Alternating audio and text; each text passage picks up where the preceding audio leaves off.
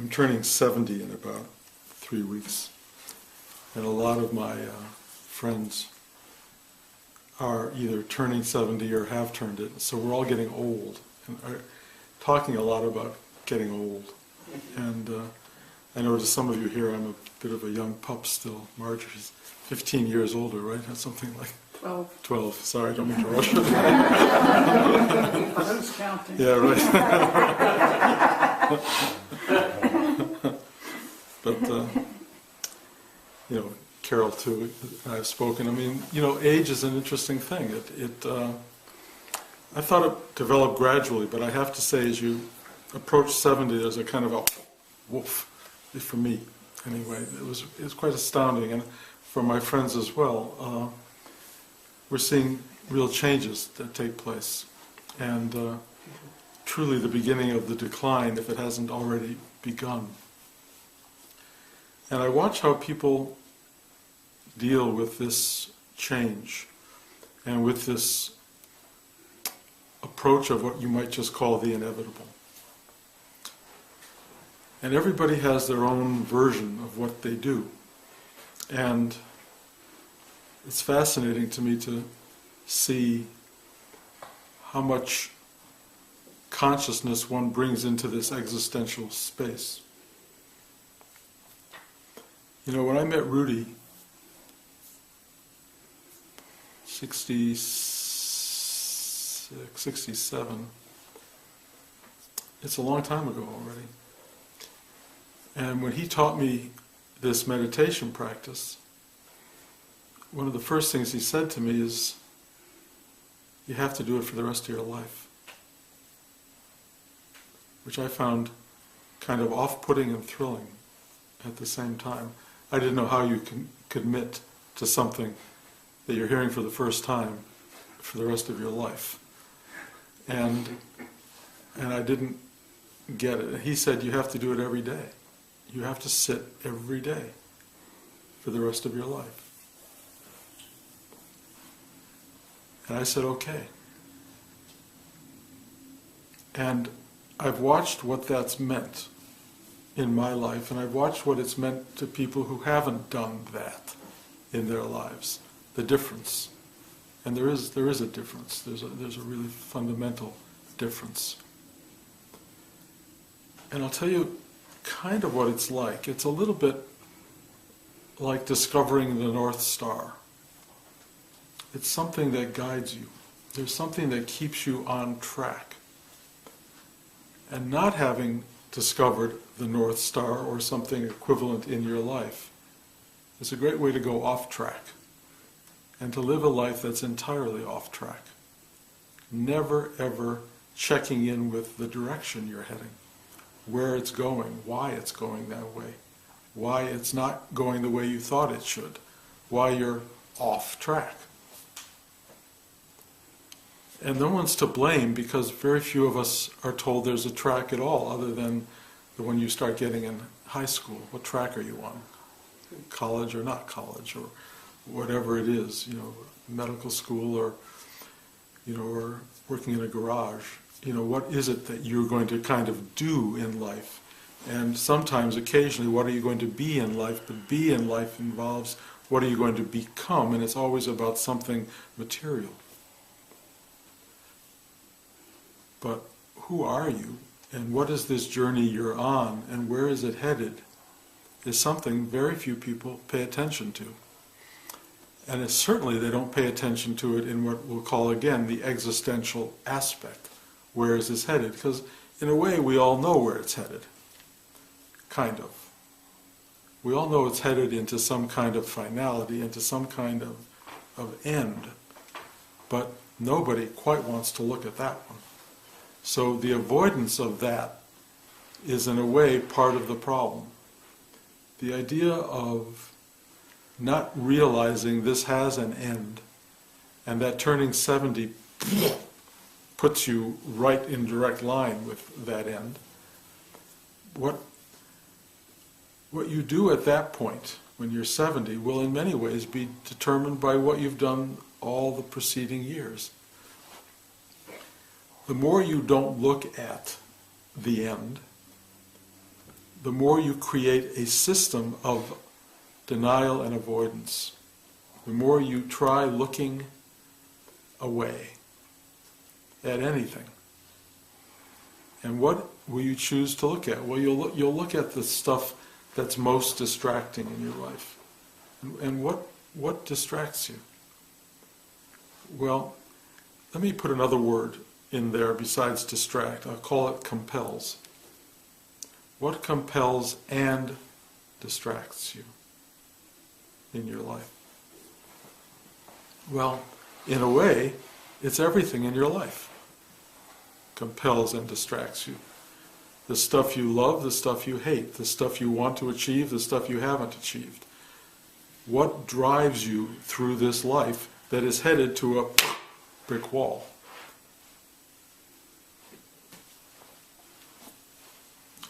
And why is all of that stuff driving toward that brick wall so important in its capacity to compel and distract? Well, first of all, you got to do something while you're here, unless you want to sit in a monastery or a nunnery for your whole life. You have to do something. You have to spend your time doing something that feels meaningful and fruitful. You don't have to, but that's an opportunity. Now, there is something about the psychology of that. Why would you want to do something that is meaningful and fruitful if you're all going to just end up crashing into that existential wall? Why bother? Well, it seems important. It really seems important to be productive and to do and to achieve and to experience and to enjoy and explore this enormous, remarkable realm of manifested being while you're headed toward leaving it, to putting it all behind you. So we are driven and compelled to do that.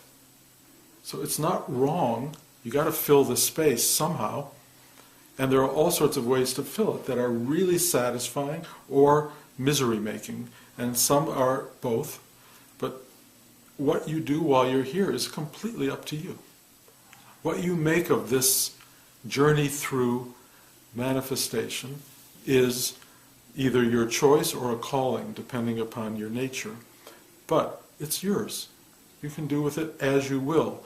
It's an extraordinary opportunity to do whatever you like, with the understanding that, one, it will not be easy, it will be obstructed, it will be challenging, because if it wasn't all those things, there would be no sense of achievement or ability to appreciate what you got or what you want, because if everything was handed over and easy, then it would be like, why bother? So nothing's easy. In fact, it's actually kind of brutal. And there are enormous lessons to be learned in getting and not getting. Whatever it is, the ride through life is an extraordinary, powerful journey, and it is headed toward oblivion. So you could become totally stoic, or you could become, eat, drink, and be merry, because tomorrow you die. You can create all of these kinds of internal philosophies in your life that help you understand how you go through this ride. Whatever you choose to do, it's your choice, for better or for worse, meaning more enjoyable, less enjoyable. Because it all ends in the same place, so what does it matter? On some level, what does it matter? Well, it matters to you. Every one of you I talk to after class or, separately, individually, all you talk about is what matters, which is, what do I have, what do I don't have, why don't I have it, why am I unhappy, why am I not getting what I want, why is it this, why is it that? Endless dialogue about the dissatisfaction with this particular ride. Very few people express satisfaction. Very few. Everyone somehow thinks if they can get whatever it is they think they need to get, it will all be fine. With the strange missing component that once they get it, they're going to lose it. No matter what you get, it's going to be taken away, sometimes in a very unpleasant way. Then what? Then what? So here's the important element. You have this enormous ride that you're on, and in most cases, nothing guiding you through it. It's just chance, it's just whatever happens, it's luck, it's sometimes determination, which moves you this way when in fact life tries to push you the other way. Sometimes it's, something you truly will into being. I know people who've done that. They've willed whole careers into being. It's pretty impressive on some level. But their hold on those careers is terrifying because it's all they have. It's them. What they built is all they have, and it's going to be dismantled, either brick by brick or into that wall. The guiding star, the North Star of your life, provides you with something rather remarkable, which is a way of moving through this manifested reality with some larger sense of clarity and purpose. You're no longer a victim of chance and possibility. You are someone who sees chance and possibility as part of the construct. You understand who you are and where you are on the ride. You understand, not through cognitive awareness, but through something full-bodied and deep and profound, that you are here. You are right here. That you are. Now let me explain something. Just because you're alive doesn't mean you have any sense of being alive. It doesn't mean you have any sense of actually being in the world. Rick, stay focused, okay? It doesn't mean that you are actually present because you're in the present. Most people are not here. Not here, not for a second. Most people are anywhere but here. They are not only not following their North Star, they're not following anything but their distractions. Their dreams, their ideas, their thoughts, their thought patterns, their emotions, their frustrations, their whatever it is, they're with that, all that other stuff, but they're not at any point available to the fact that this is really happening. This is real right now. This is totally, absolutely real. But if your presence is somewhere else, you will not experience reality. You will experience illusion. You will experience all of the other stuff that life is that doesn't have content. And for most people, there is no content. It feels full of content, but it's just full of distraction. Even the most real things, having children, having a career, having someone you love, becomes, after the few moments of going, oh my God, I've got a child, I've got a person who loves me, I got a real job. After that, it's like, oh my God, I got a kid to deal with, I got a person I got to feed, it becomes all this other stuff for people. Not necessarily negative stuff, but it becomes demand, it becomes ritual, it becomes unconscious behavior. And so you become this person who is living without purpose, without guidance. All you're trying to do is follow the demand of the moment. And usually the demand of the moment is feed myself, feed the ones around me, take care of business one way or the other if you can. Try to be happy. These ideas that are in a sense the governing principles of our life, but they are quite variable. And when they start to become particularly challenged, a lot of people absolutely lose contact with the possibilities of awakening to the truth of who they are, because they're just so caught up in the weight of the drama of their day-to-day existence. And that's where you find most people, in this unbearable condition, really unbearable. A process of suffering compounded by more suffering. And if I try to talk to those people about their guiding star, they won't have a clue to what I'm talking about, especially if it's an abstraction like opening to what is, or being present. What most people want in this world is what I call supernatural interference. It's the wrong word, help. Something coming from afar. Most people want that which will magically release them from their suffering, one way or another. And they want that magic to happen more than they want anything real to happen. Our world is a world, and I've talked about this before, with an enormous commitment to the supernatural. Our religions are supernatural. Our comic books are supernatural. The bulk of our fiction is supernatural.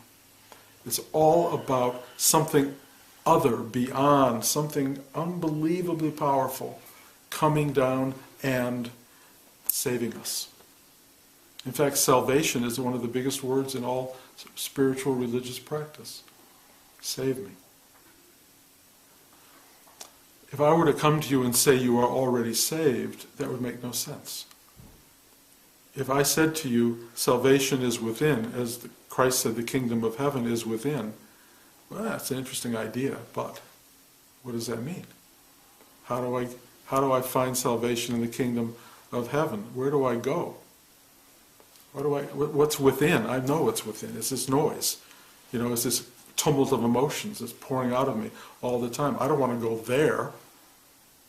And so I watch my friends turning 70 who basically, it's interesting the choices that are being made. Go back to school. Become 17 again. Go back to school, get a degree, it's purposeful, it's meaningful. Watch TV 3 hours every night without cable. So ABC, NBC, CBS, and Fox every night, 7 nights a week. These are choices you make. Write your first novel. These are all choices that people make. And every one of these choices feels like a good choice, motivated choice, worthy choice.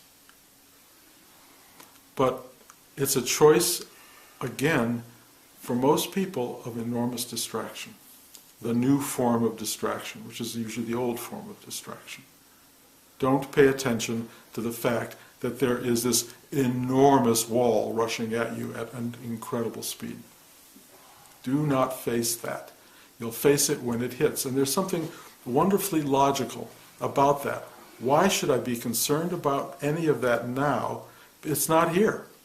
It's not here. Oblivion has not yet occurred. So I'll pay attention to it when it hits. When it hits, that's when I will face death.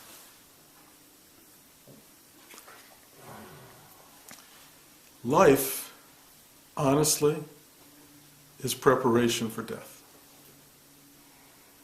Honestly, it's about feeling the unbelievable joy and wonder of being in a state that is impermanent.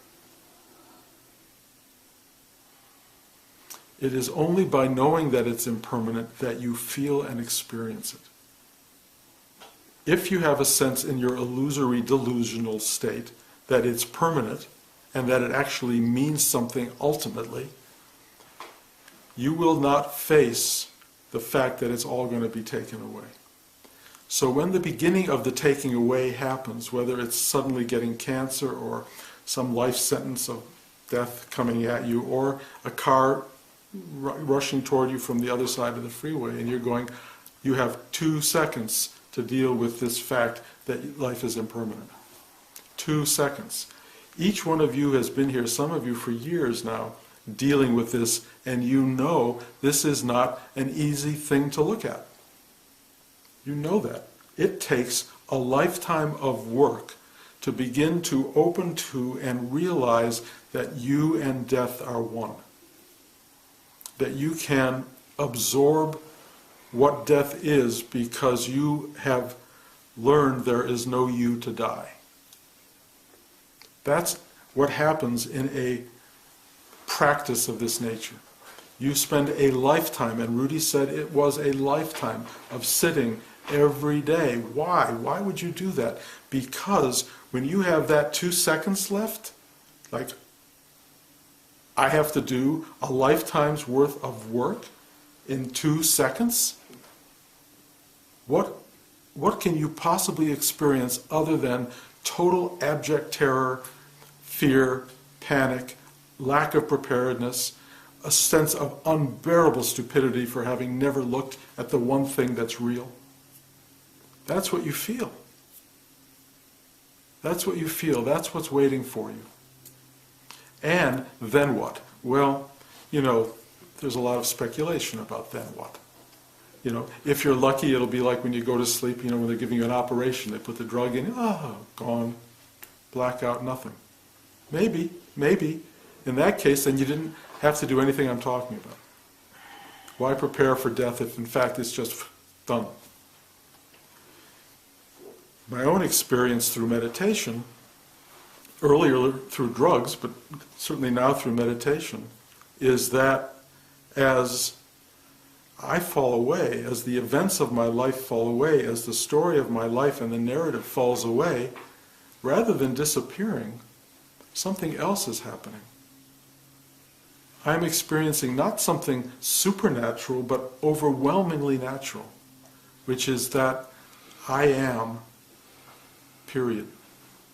I am something that is both life and death, that is vast and small, that is wave and particle, that is joyous and sad, that is this bigness without personality, without anybody owning it. And it appears to be, and I will tell you it is said to be by people who've been around, infinite and eternal. In other words, when the stuff of your life falls away, you, in the capital U sense, will still be there. But the little stuff that has to fall away, that I've been watching in my life fall away for decades, with a lot of effort, day by day by day, true effort, letting it go, because mostly it doesn't want to be let go of. Try letting go of your career, of your practice, of your name, of all of the things that you own as yours, that you've worked hard to get. Try it. It's hard. But if you do it, and you really do it, you realize you needed all that time. I needed these 70 years to do this stuff. So now, given 2 seconds to do it, it is beyond conception. And yet, I'm going to I'm going to suggest that in that 2 seconds, you have to do the work. You have to do it. Now, what's interesting about leaving time and space is that there's no more time and space. There's just infinite being. And there is you suddenly facing something that is no longer bordered by rising and falling of the sun, by weeks and days and months and years. There is just infinite being, and there is this little incredible structure of ignorance that you are, called ego mind, and the infinite. And somehow there's this ego mind facing this infinite, and in a state of the total terror that it would face when it was a young person facing it, unready, unprepared, why me? And something has to happen at that point. It has to undo itself. It has to unmake itself. It has to free itself so that it can give itself over to infinite being. Only at that point in time, there's no more time to do it. And there's no more you to really act on it. It's just a locked-in thing, and you still identify with it, but you feel completely frozen and trapped and in a place of unbearable suffering. And what it does is it starts to unravel. It unravels itself to return itself to oneness. And that unraveling process no longer occurs in time because time is over. It just happens. So that's where this whole image of hell came up. Because people who've touched this experience or began to see it go, oh, wow, this is big. An infinite space in which unraveling occurs.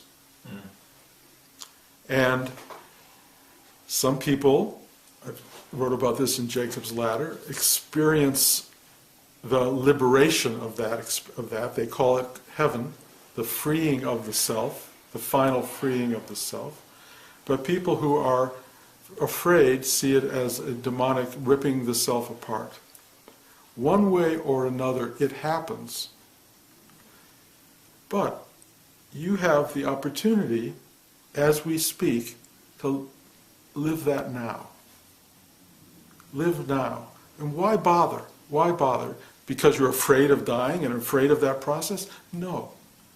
You bother because it's liberating now. It allows you to have a life now that is open, honest, free,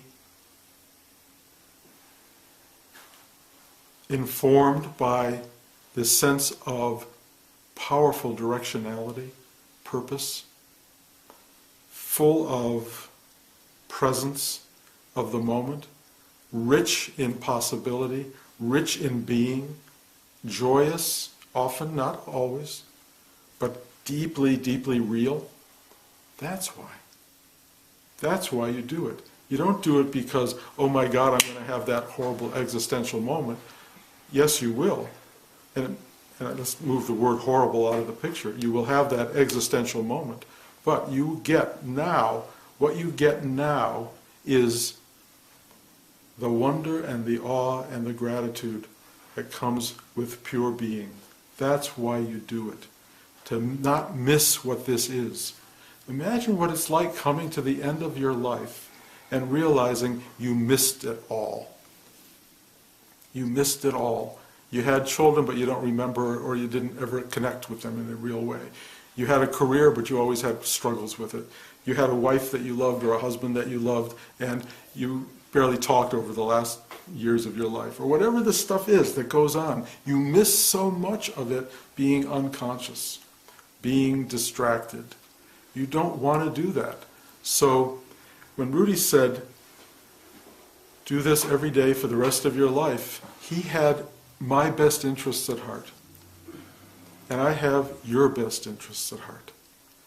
Do it. Do what? Sit. Be quiet. Ask for help to surrender, meaning stop being caught up in yourself for 10 minutes a day, or 10, 30 minutes, an hour, whatever it is. Just feel what it means not to be wrapped up in you. And what you will feel, and we've talked about this a lot, is this sense of unbelievable sweet stillness, unbelievable at-homeness, a sense of being where you belong, a sense that there is something deep inside you that knows what's going on, and it is the North Star of your life. It tells you, turn left, slow down, turn right, let go, hold on. It talks to you, it directs you, it expresses its truth to you every single day, every minute of every day. And if you listen to it, you will have the life you were born to have. And if you don't listen to it, you will have the sloppiest and most unhappy of existences, which defines much of our life. You know, I was watching, CNN has people going to the Kumbh Mela in Allahabad in India. 100 million people on their way to bathe in the Ganges on this holy day because it will bring them purity. If you've ever been in the Ganges, you know it's not going to bring you purity. But the idea that you would actually have that thought motivating you, maybe not a bad idea to have something wanting purity, but if you think it comes from bathing in the Ganges for 10 minutes on a particular day, insanity. Insanity. I just watched CNN. I look at CNN a lot, but I think I look at it differently than everybody. Maybe, maybe not. Anyway, I just saw Reverend Moon's wife just married 20,000 arranged marriages in their church. And I looked at all the people. Actually, they look kind of happy, to be honest. I mean, maybe it's easier to have an arranged marriage. It means you'll get laid finally. You know, there's a lot of good things that come out of that, I suspect. But the idea that you believe so strongly in something someone else is telling you, you know, someone else's North Star. So many of us believe in the North Star of the church, of the synagogue, of whatever. And it's okay if you find this thing inside you that says yes to that. This is the North Star, not that. If this says yes, then go with it. If this says, I don't know about that, pay attention. Follow what you are, follow what is within you, follow what you know to be true, and if you don't know what to do, don't do anything. Or if you have to make a choice and it doesn't guide you, that means you can choose either way. It won't matter. But if you can really follow this content inside, it will bring you everything you need, including the loss of all of the stuff that was never real. You end up totally real. So pay attention. This is really important. And you're all here because you're seeking something. And this thing that I'm talking about is absolutely there. It's within. If you can take a breath and ask for help to surrender and really open, or just sit and do nothing and be present, it's never not there. Never not there. You're not there. It's there. Touch it. Feel it. Embrace it. Learn from it. Let it inform your life, and let it give you the most amazing life possible. Any questions?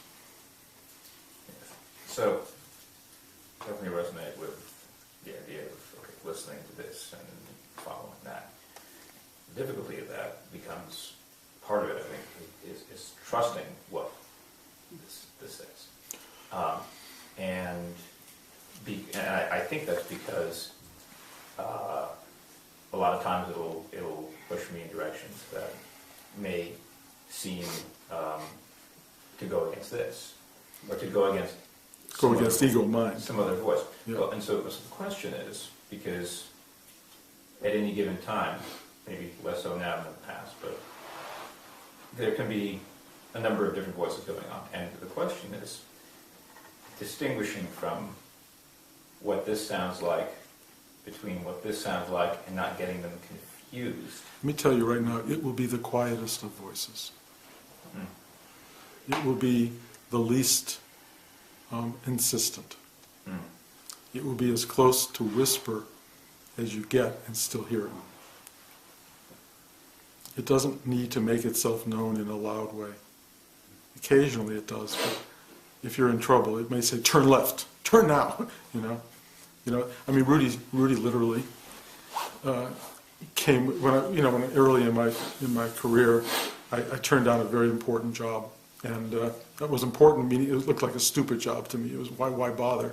And Rudi really, literally called out of the atmosphere, "Schmuck," he said. There's more integrity in taking on a job and feeding your family than turning down a job, is what he said. And it was a real intrusion from the outside world, or whatever you want to call it, the supernatural, I guess. But it was a really deep voice within me. I heard it so powerfully.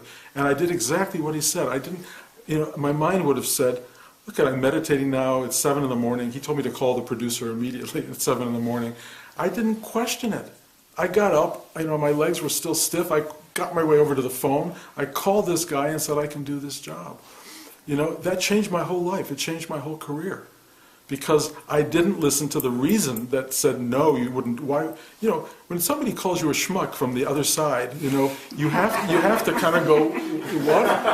And it was Rudi's voice. But usually it comes like, "Don't do that. Don't do that. Wait. Do this now. Do it." That's how it comes. And this voice, the mind, which we tend to have all of our time invested in, yells at us. So why I'm saying, you say, "Help me to surrender," is that you take a breath and you go into the silent space, and this voice becomes much more real. It's no longer a voice that is somewhat underpinning the louder ego mind, because you've let go of ego mind for 10 seconds or 10 minutes, and you really find, I hear this, I hear it. It's very directive. It's not always verbal, but it's directive. It just knows what is true, where the aim has to go. You know, anyone who does sports, they follow this, you know. How do you think you can get a football across a field and actually jump in the air without looking and catch it? How do you do that? It's from here. It's from here. You can't do it with this, you know.